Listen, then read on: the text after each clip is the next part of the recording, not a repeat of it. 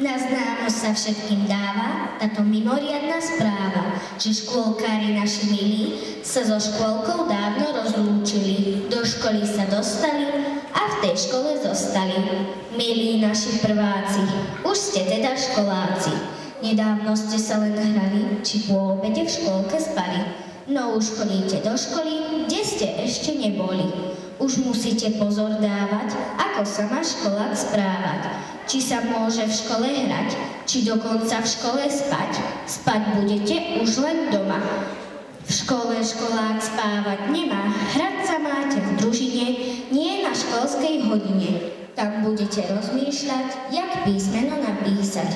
Ako rátať príklady, to sú prvé základy.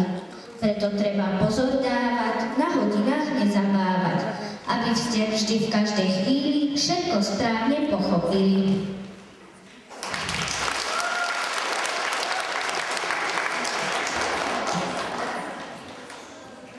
Vážení rodičia, starí rodičia, milí hostia, no hlavne vy, naši milí prváci, vítame vás. Dnes je pre vás zvláštny deň. Budete pasovaní do prváckeho cechu. Dnešnou pasovačkou vás budú sprevádzať starší školáci. Prajem vám všetkým pekný zážitok a vy prváci, teda usilovné včielky tichučko počúvajte svoju mamku kráľovku a usilovne plňte jej pokyny. Pasovačka začína.